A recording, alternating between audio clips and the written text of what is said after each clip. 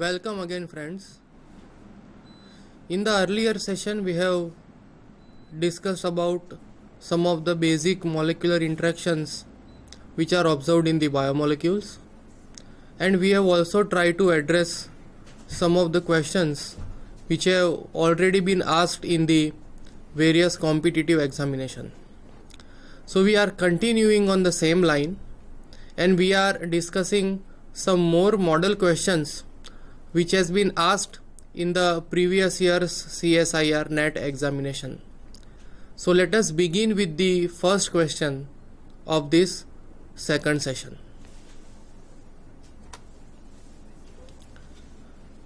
The question is from the protein chemistry, and it states that if the polypeptide has 400 amino acid residues, what will be its molecular mass in Daltons? Now it has already been given that 400 amino acids are there. It is a polypeptide which contains 400 amino acids, and we have to find out that what is the molecular mass of this polypeptide in Daltons. Now four different options are given: A 11,000, B 44,000, C 22,000, D 88,000. Now in order to solve this question, we need to know that what is the approximate molecular mass of a single amino acid. So in order to solve this question, we will go to the tabletop and we will discuss this question. Okay. So it has been given that there are 400 amino acid. Now the approximate molecular weight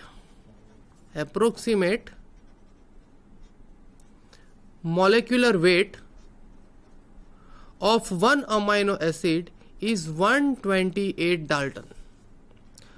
So since there are 400 amino acids which are forming the polypeptide, what will be the molecular weight of the polypeptide? The molecular weight of the polypeptide will be 400 into 128. So if we solve this, we will have 51,200 Dalton. Now 51,200 Dalton is not the correct answer. It is not the simple multiplication of 400 amino acid with the molecular weight of the single amino acid. But we know that when there is a formation of the peptide bond, when the peptide bond formation takes place between the carboxylic group and the amino group, there is a removal of the water molecule also, and this water molecule has the molecular weight of 18. Now since there are 400 amino acids which are being involved, 400 peptide bond will be formed, and that's why 400 water molecules will be removed in order to form the polypeptide. So that's why the molecular weight related to the 400 molecule of water must be subtracted from the overall molecular weight of the polypeptide. So it will be 18 into 400, and that comes to 7,200. So 7,200 water molecules, grams, Daltons, that is the molecular weight of the water, has been removed. When it has been removed? When there is a formation of the peptide bond. So what we have to do? We have to subtract this molecular weight from the molecular weight of the 400 different amino acid. If it has been asked that what is the molecular weight of 4 different amino acid, 400 different amino acid, then this question is correct, this answer is correct. But what has been asked? It has been asked that what is the molecular weight of the polypeptide. And when the peptide bond formation takes place, there is a elimination of the water molecule. So that amount of molecular weight corresponding to 400 different amino acid must be subtracted from this 51,200, and that's why the overall answer, the final answer will be the 44,000 Dalton. So here you have to consider that when the peptide bond formation takes place, there is a elimination of the water, and that you have to subtract from the overall molecular weight of that particular polypeptide. If it has been asked that what is the molecular weight of 400 different amino acids, then 51,200 answer is correct. But it has been clearly mentioned in the question that these 400 amino acids are going to form, or they are forming, the polypeptide, and as a result, when there is a formation of each peptide bond, there is a elimination of one water molecule. So when 400 amino acids will be involved in the formation of the peptide bond, there will be the elimination of 400 different water molecules, and that must be subtracted from the 51,200. So that's why the final answer here is B, that is 44,000 is the molecular mass in Dalton of the given polypeptide. Okay. Now this is a very important question. Look at the structure which is given in the figure. The structure of the amino acid which has carboxylic group, which has amino group, and which has the R group. And what the question states? The question states that the amino acids contains ionizable groups. Now 3 different ionizable groups are shown in this figure, as I have told you earlier: the carboxylic group, the amino group, and the R group. So amino acids contain ionizable groups. The predominant ionic form of this molecule depends on the pH. The titration of an amino acid illustrates the effect of pH on the amino acid structure. Consider the above amino acid and its pKa value. So 3 different pKa values are given over here, corresponding to R group, corresponding to group number 1, that is carboxylic group, and corresponding to group number 2, that is the amino group. 3 different pKa values are given, that is 2.19 with respect to the R group, 4.25 with respect to the carboxylic group, and 9.67 with respect to the amino group. The question states that which form of amino acid is present at the isoelectric point, and what will be the isoelectric point of this amino acid. So here we have to find out that whether the acidic, basic, or neutral form of the amino acid will be present, and what will be its isoelectric point. So here we have to find out these 2 things from this particular question. Now let us go to the tabletop in order to find out the answer for this particular question. Okay. Now here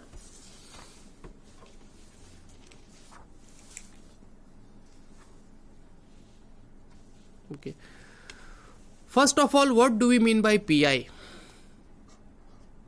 PI means isoelectric point. What do we mean by isoelectric point? Isoelectric point means the pH at which net charge present on the amino acid or the protein is 0.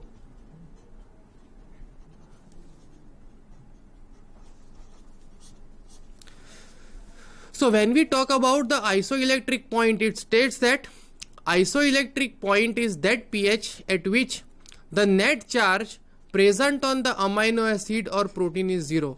So when you try to run this kind of amino acid or this kind of protein on the electrophoretic field, it will neither migrate toward cathode nor it will migrate towards the anode.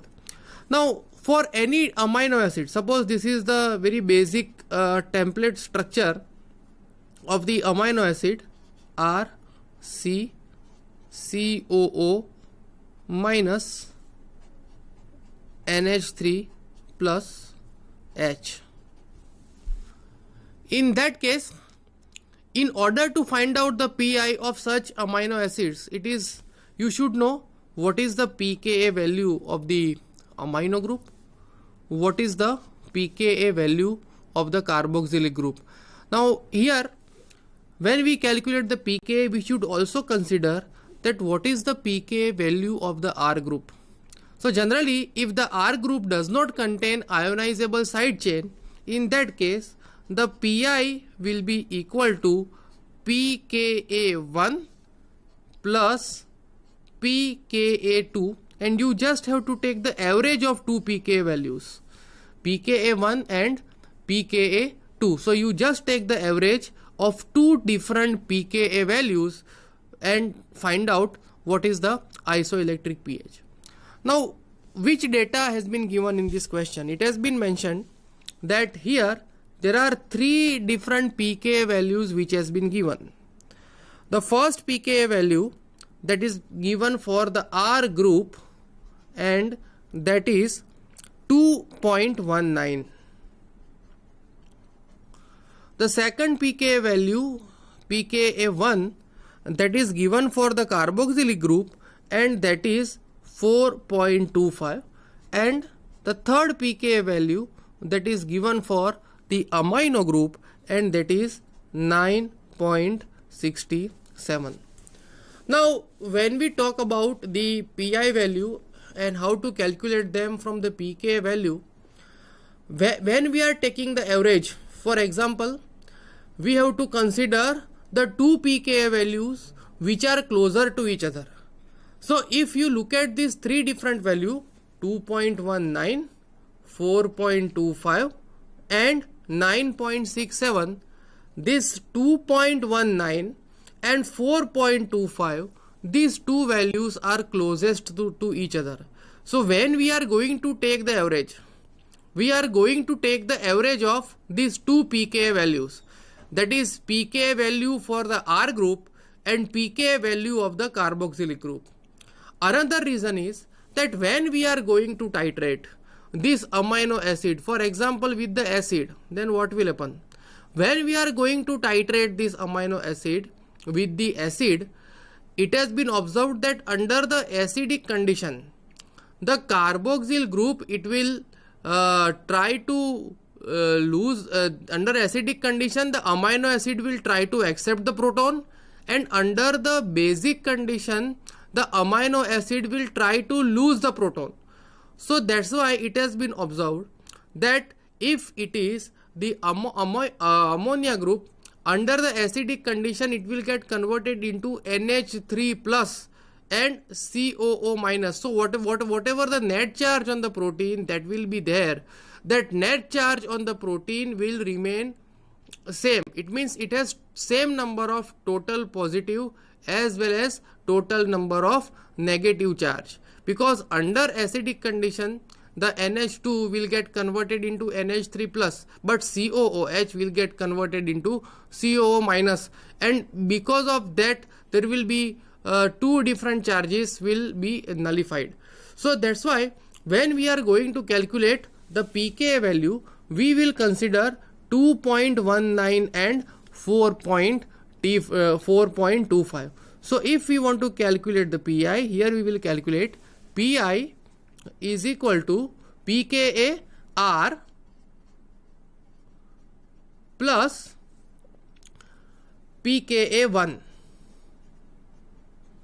divided by 2.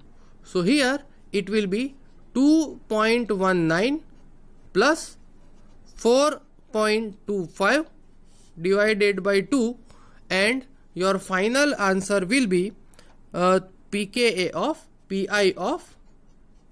3.22.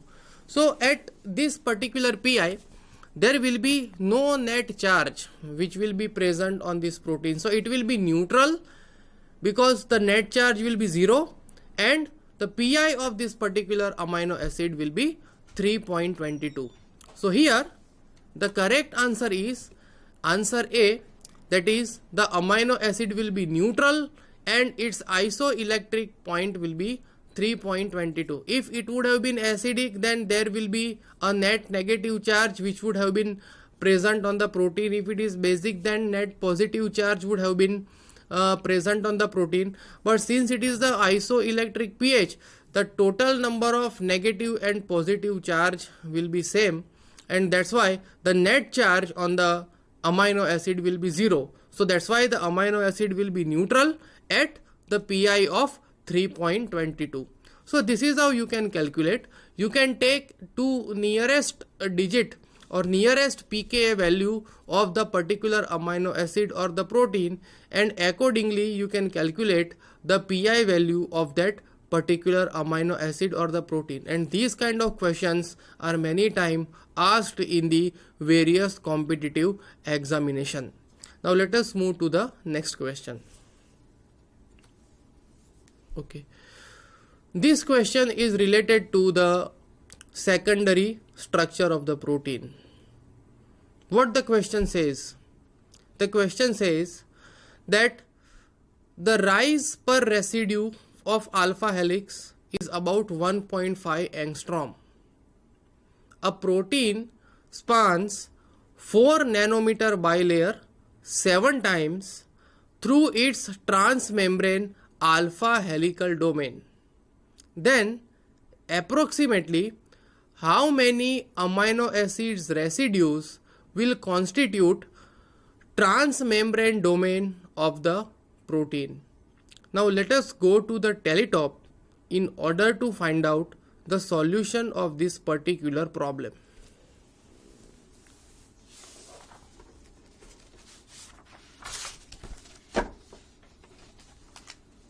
Okay.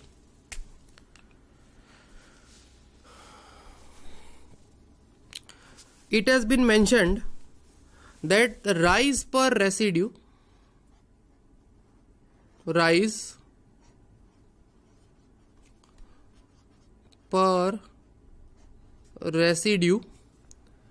in alpha helix structure is 1.5 angstrom.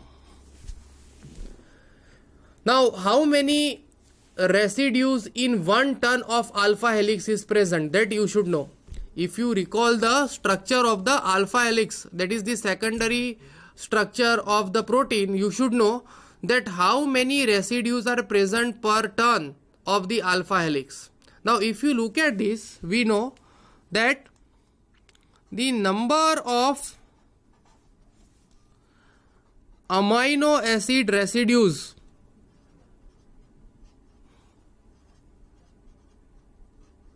present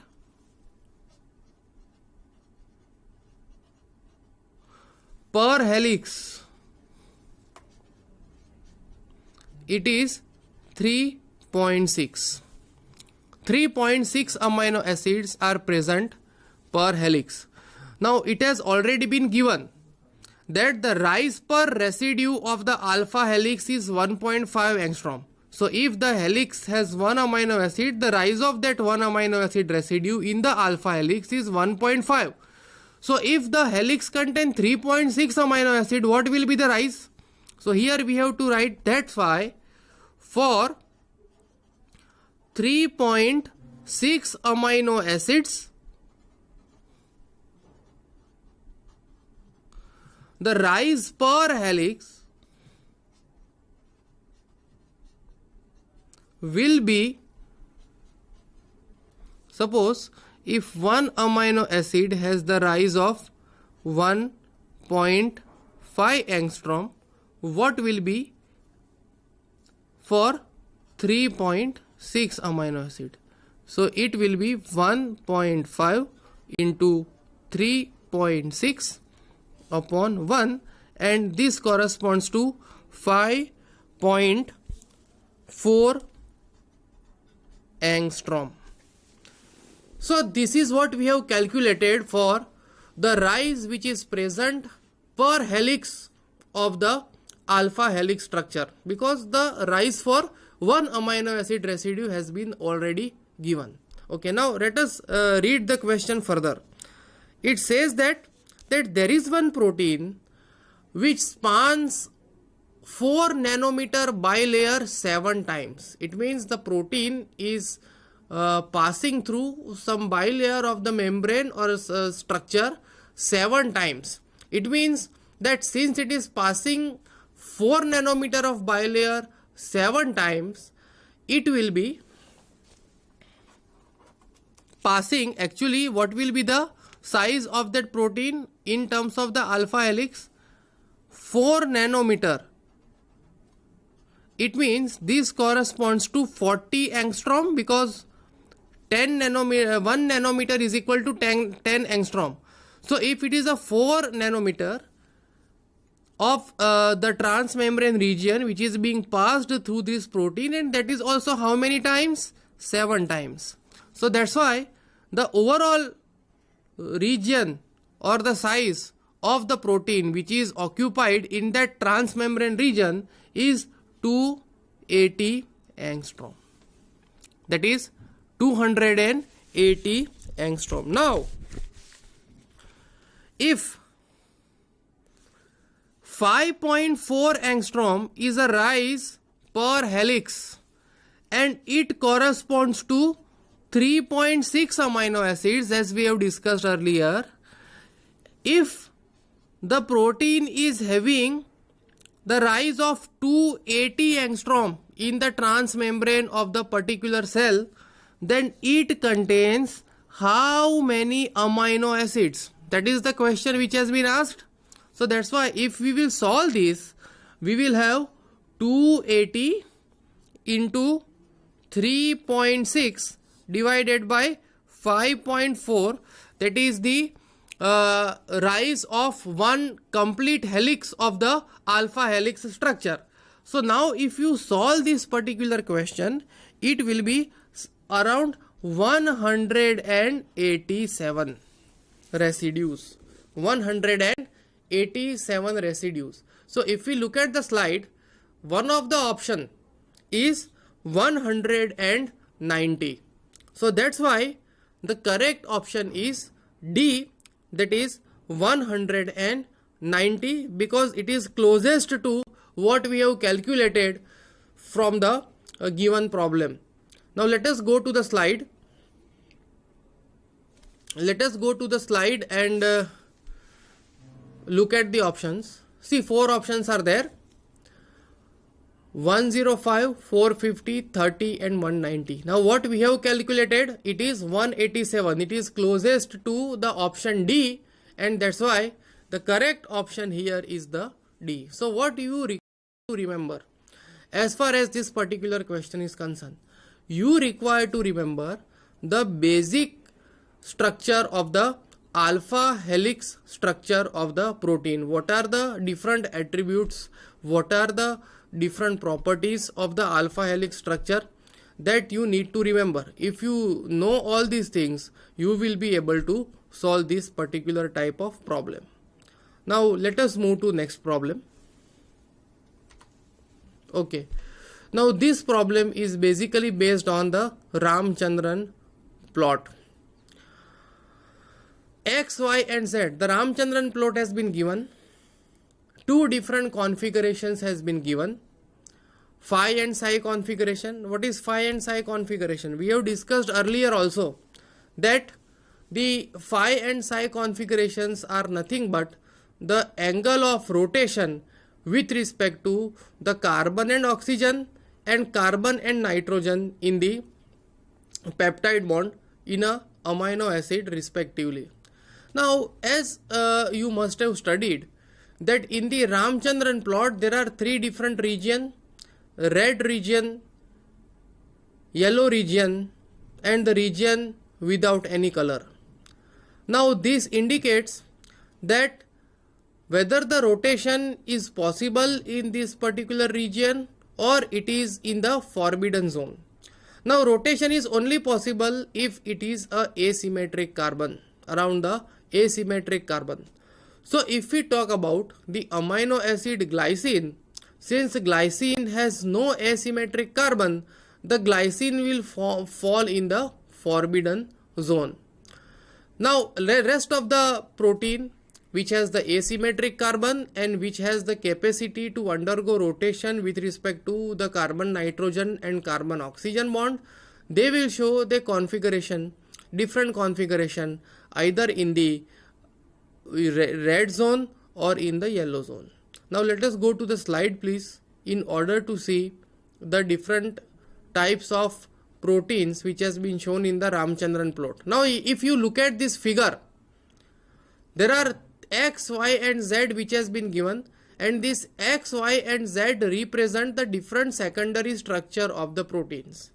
Now depending upon their position in the Ramachandran plot, here you have to find out that what this X, Y and Z refers to.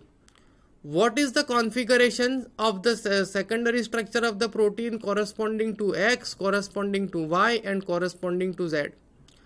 Now here the correct option is C, that is the X represents the beta sheets, Y represents the right-handed alpha helix, and the Z represents left-handed alpha helix depending upon their angle of rotation. So you should know that which kind of secondary configuration of the proteins has which kind of phi psi angle, which are falling into one particular region of the Ramachandran plot.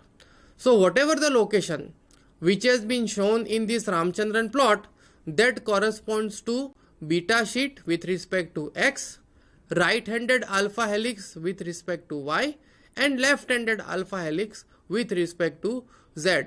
So there may be possibility, and it is observed that when there is a rotation of the bond between the carbon nitrogen and carbon oxygen, because we know that peptide bond is having the partial double bond character, so when it will undergo rotation, some amino acids having the side chain, R side chain, and due to this region there is some kind of steric hindrance, steric interference from this R group which are present in the form of the side chains in the amino acids and proteins. So that's why they cannot be rotated after certain angle, and that's why they will lie in one particular zone. So X and Y are found to be the more favored one as compared to the Z, but since Z has been given, we will write here that the correct option is C, that is the X is the beta sheet, Y is the right-handed alpha helix, Z is the left-handed alpha helix. But X and Y are found to be more possible as compared to that of the Z. Let us go to the next question. This question, you can say this is a essay type of question which has been asked in the competitive examination. The question is that a scientist wanted to genetically engineer a new type of corn plant that could withstand the cold temperature, and he decided to try to change the composition of plant's membrane, which is to be expected to improve the cold tolerance of the plant. Now how this can be done? 4 different options are given. Option A, it increases the length of the fatty acyl chain. B, it is eliminating all steroids. Option C, increasing the frequency of unsaturated fatty acyl chains. And D, decreasing the frequency of unsaturated fatty acyl chains. Okay, now if we talk about the cold tolerance can be correlated with the fluidity of the membrane, and the fluidity of the membrane directly proportional to, or it depends upon, what is the fatty acid composition of that membrane. Generally, under the cold environment, if the saturated fatty acids are there, there will be loss of the membrane fluidity and there will be no exchange of the nutrient across the membrane. But if we have the unsaturated fatty acids, the unsaturated fatty acids will maintain the fluidity of the membrane and it will allow the corn plant to survive even under the cold condition. And that's why here the correct option is C, that is by increasing the frequency of unsaturated fatty acyl chain. So here the correct option is answer number C, because increase in the unsaturated fatty acyl side chain, we will be increasing the fluidity of the membrane. More the number of unsaturated fatty acid, more will be the fluidity of the membrane and vice versa. So that's why in order to survive in the cold climate, the unsaturated fatty acyl side chain need to be increased so that the plant can survive even under the cold conditions. Let us go to the next question. Okay, this is also from the lipids, that is from the fatty acid metabolism. What the question says? Question says that if 16 carbon saturated fatty acids palmitate is oxidized completely to the carbon dioxide and water, and the all energy conserving products are used to drive ATP synthesis in the mitochondria, the net yield per molecule is, 4 options are given, 3, 10, 25 and 108. Now let us go to the tabletop in order to solve these questions.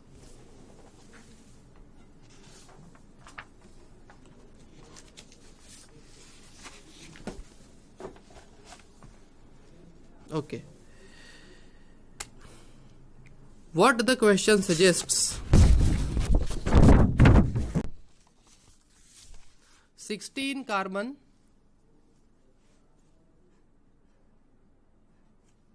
saturated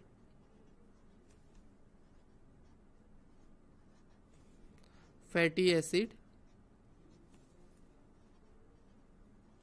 that is palmitate.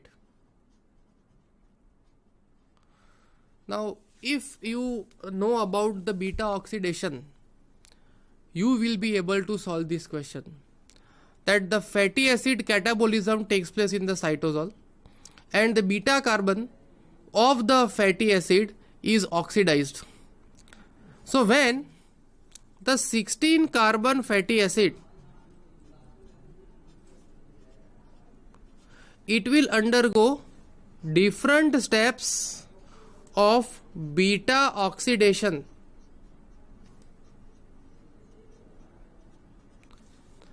It produces acetyl CoA, which is of 2 carbon.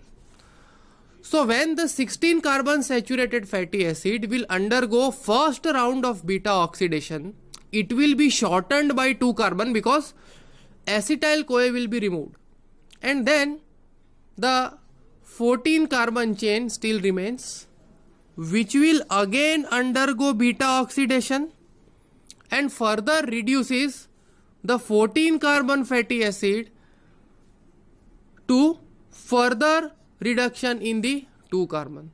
So suppose if you have 16 carbon, this cycle will continue 8 times.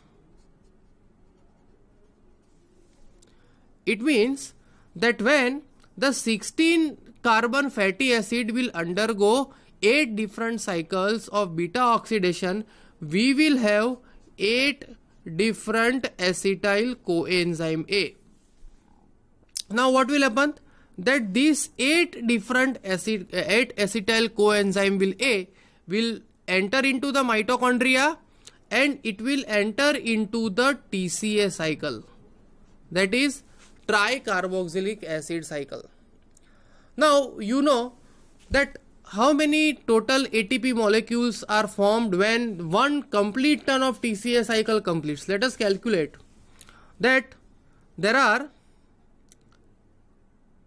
3 NADH which is formed, one FADH2 which is formed in the TCA cycle. And when this reducing power will donates its electron to the terminal electron acceptor oxygen through the electron transport carriers, the 3 NADH are there, they will generate 2.5 ATP per molecule of NADH which is reduced. So 1 NADH, when it will donate its reducing equivalents, its reducing power completely to the molecular oxygen, it will form 2.5 ATPs. So since there are 3 NADH which are generated in the TCA cycle, it will form 7.5 ATPs. Now 1 FADH2, when it will donate its electrons to the terminal electron acceptor oxygen, it will produce 1.5 ATP. Now since only one FADH2 is generated in the TCA cycle, it will give 1.5 ATP. And 1 ATP is generated by the substrate level phosphorylation, and that is from succinyl-CoA to succinic acid. Succinyl-CoA to succinic acid. So here we will have the formation of 1 ATP. So if we take the total of this 7.5 plus 1.5, that is 9 plus 1, that is 10. So these 10 ATPs are being produced when there is one complete turn of TCA cycle. When one acetyl-CoA enter into the TCA cycle, and when one complete turns of TCA cycle will be there will be the production of 10 ATPs. Now how many acetyl-CoA are there? 8 acetyl-CoA are there. So if one acetyl-CoA when passed through the TCA cycle, it will produce 10 ATP. Since there are 8 TCA acetyl-CoA, they will produce 10 into 8, that is corresponding to 80 ATPs. 80 ATPs are being formed. Now during the beta oxidation, we have discussed that there is a involvement of FADH2 as well as the NADH. So since there are 8 FADH2, because it is going through the beta oxidation 8 different times, it will produce, as per this relationship, it will produce 1.5 into 8. It means 12 ATPs.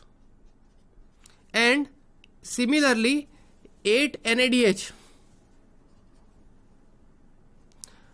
that is into 2.5, that is 20 ATPs. Now let us do sum total of this and this.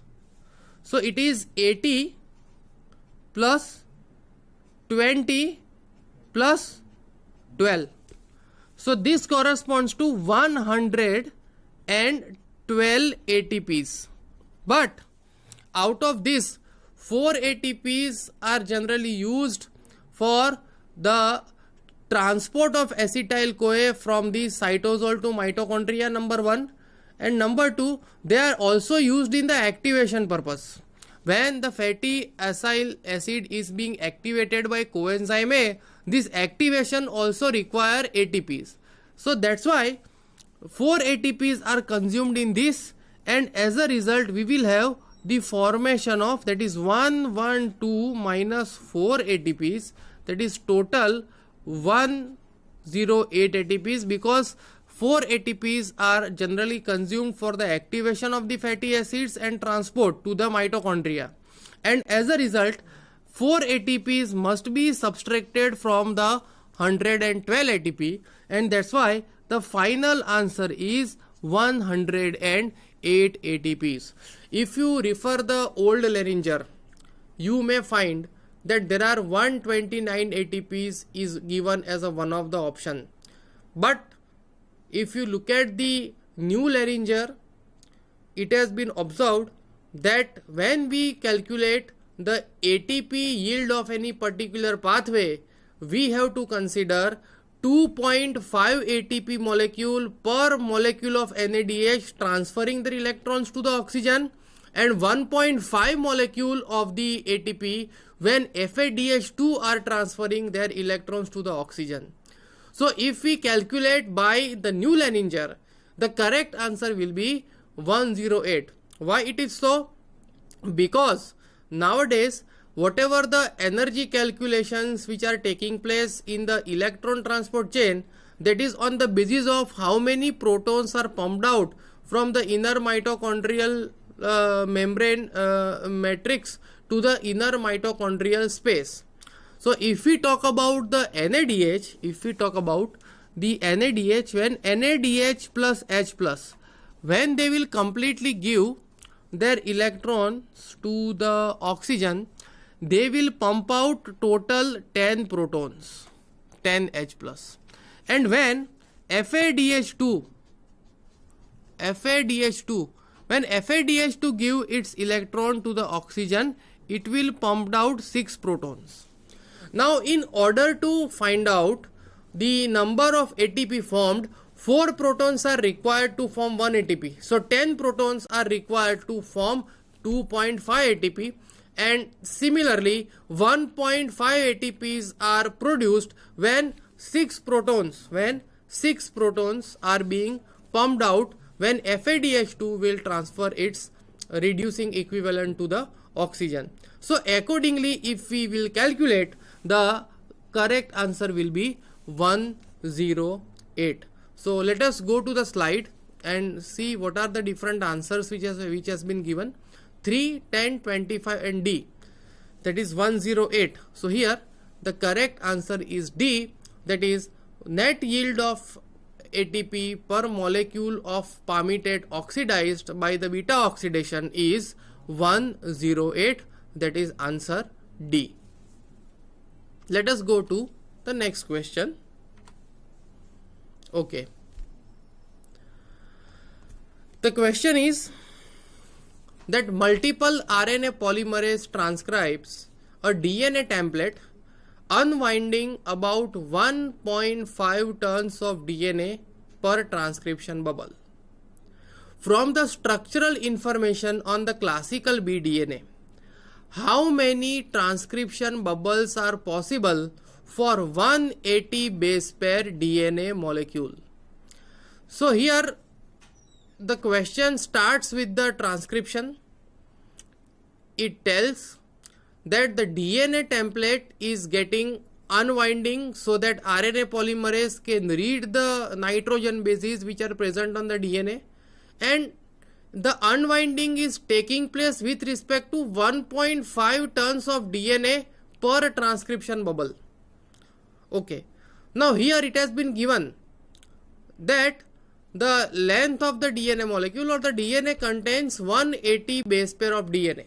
Now let us go to the tabletop in order to understand this question and then to find out the answer. DNA template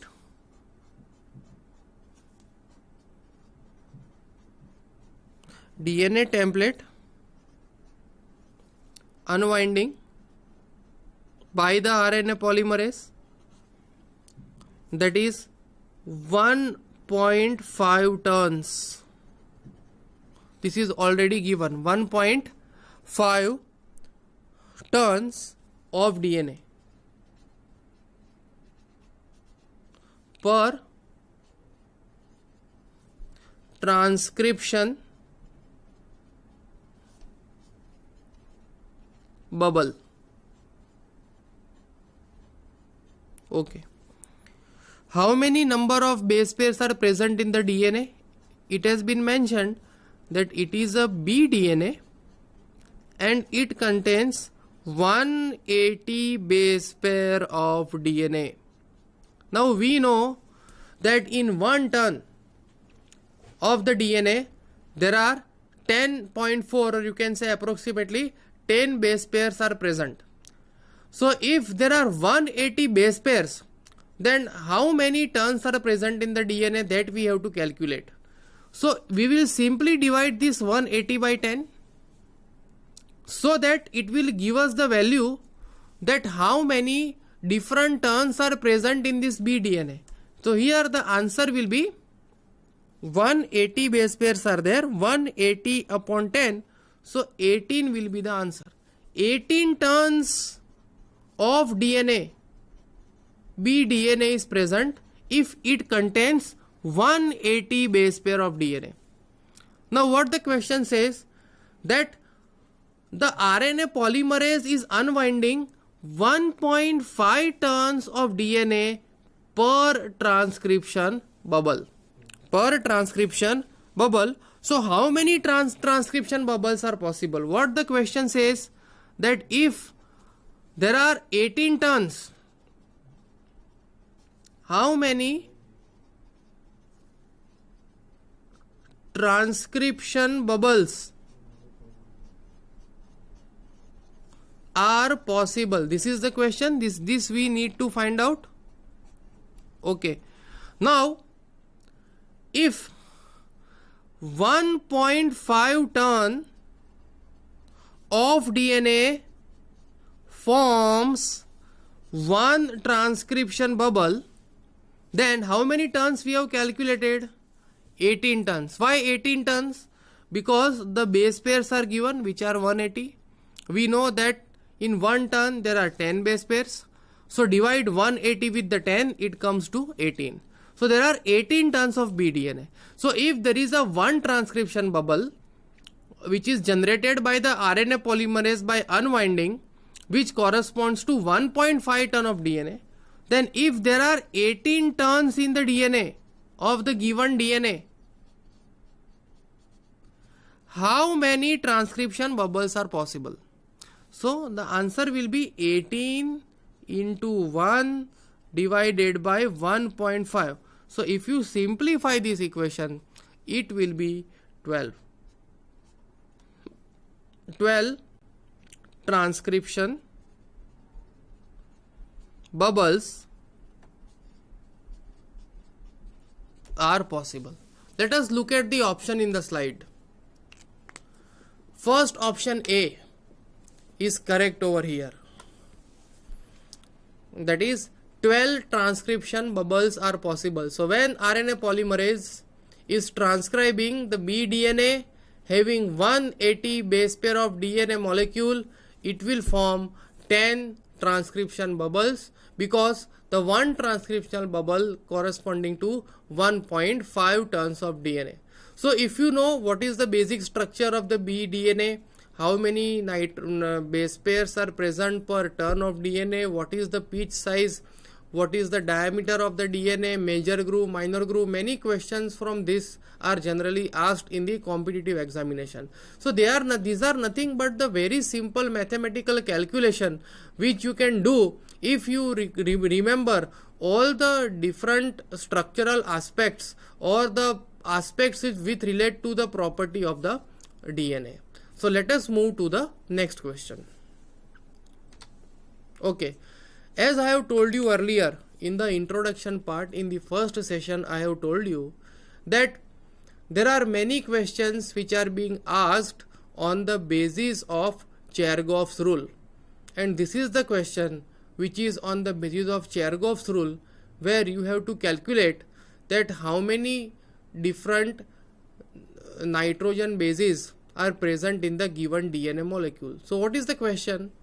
The question states that one of the strand of a double-stranded 10 kilo base pair DNA duplex has the following number of base residues, where the adenine are 3800, thymine are 2600, and the base composition of the whole double strand DNA molecule will be. So they have given us the DNA composition with respect to the adenine and thymine, and we have to find out what will be the proportion of the rest of the DNA. Now whatever the data which has been given to us, if you read the question carefully, if you read the first line of the question carefully, this data implies only the presence of adenine and thymine on one strand. The data is not corresponding to the two different strands. If you read the first line, one of the strand of a double-stranded DNA. It means out of these two, whatever the data which has been given over here is with respect to the one strand only. Now how to solve this question? Let us go to the tabletop and find out how we can solve this question. What is given?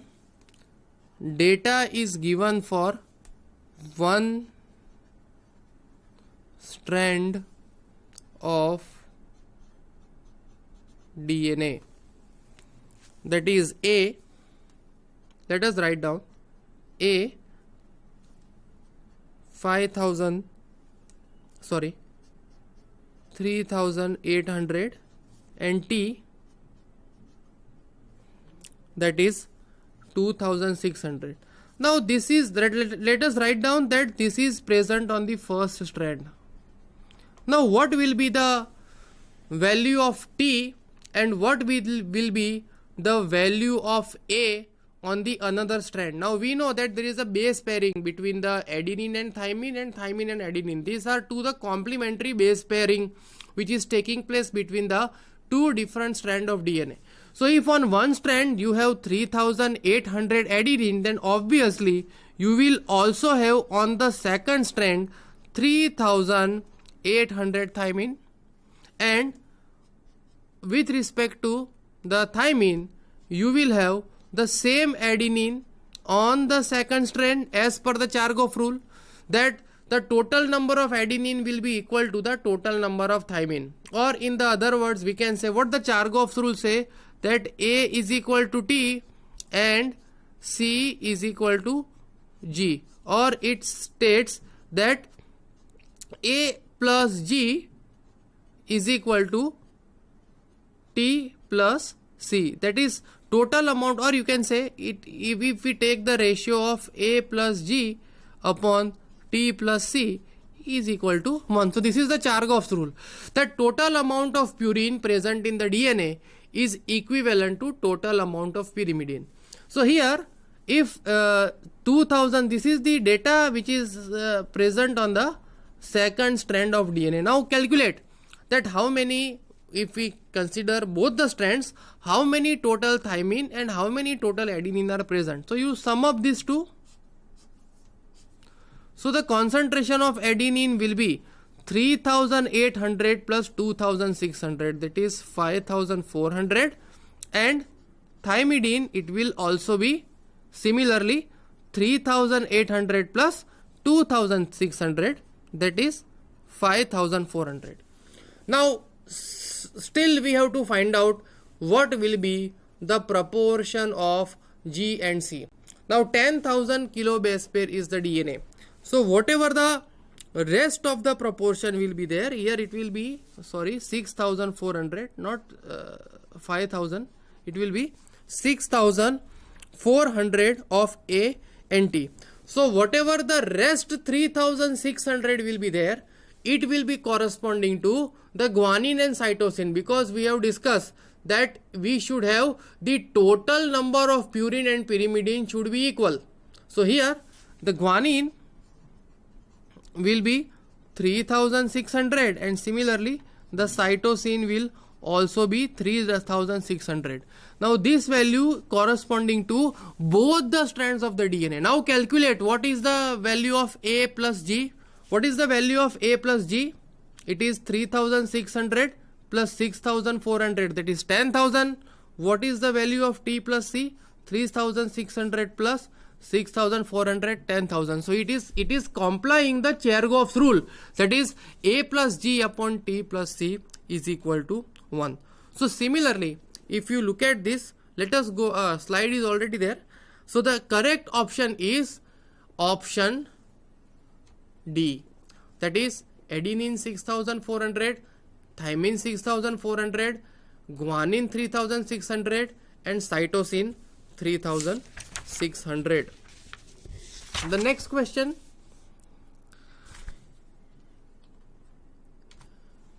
is, what is the maximum number of proteins of a size 333 or more amino acid can be coded by double stranded 1000 base pair long DNA? Now if it has the 1000 base pair, then it means it has 2000 nucleotides. So you simply divide that if one amino acid requires 3 nucleotides in the form of the codon, then 333 amino acids are there, so it requires 999 nucleotide.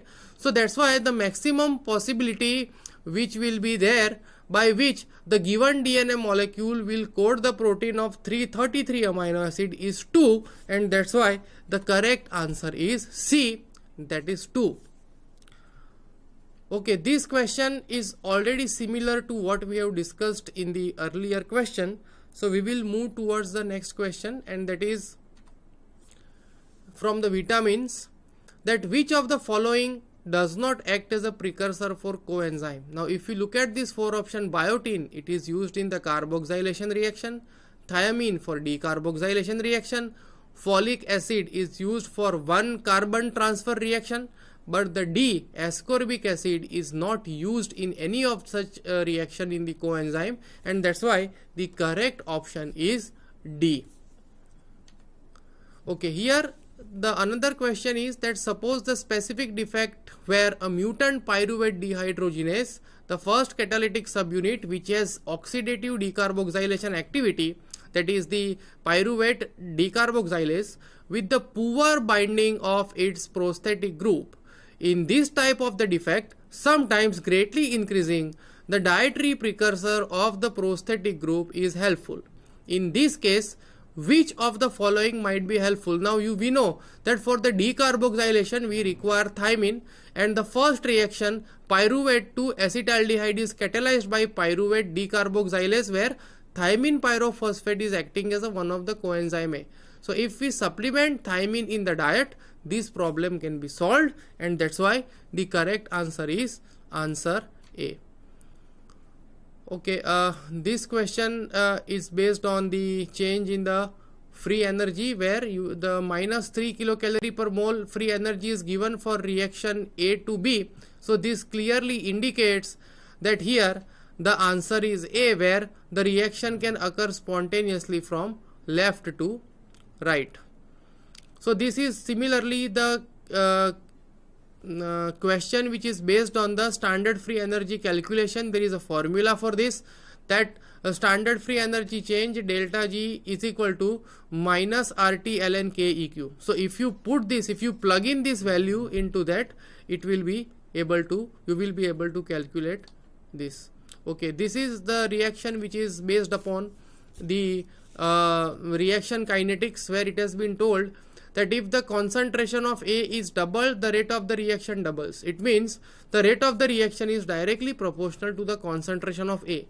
But if both the concentrations A and B are doubled, the rate becomes 16 times. It means that the rate of the reaction is, the rate constant will be represented as, here the correct option will be D, because the rate of the reaction is directly proportional to, the rate constant is directly proportional to the magnitude of the order of the reaction in which the A plus B is getting converted into C. Now since A is the reactant where the first order kinetics is being followed, even if you increase the concentration of A by 2 times, the rate of the reaction will increase by 2 times. But if I increase the rate of the reaction, if I increase the concentration of B 3 times, in that case the rate of the reaction will increase 8 times. So it will be again the formula of 2 raised to n. So here 2 raised to 4, and that's why it will be 16. That is possible if we have option D. So here the correct option will be D. So friends, I hope that from all these different kind of model question which we have discussed, you will be able to prepare for the CSIR NET examination on the similar lines, and you will make yourself capable to crack any question which has been asked from this first topic of the CSIR NET. I wish you happy preparation for your coming examination. Thank you very much.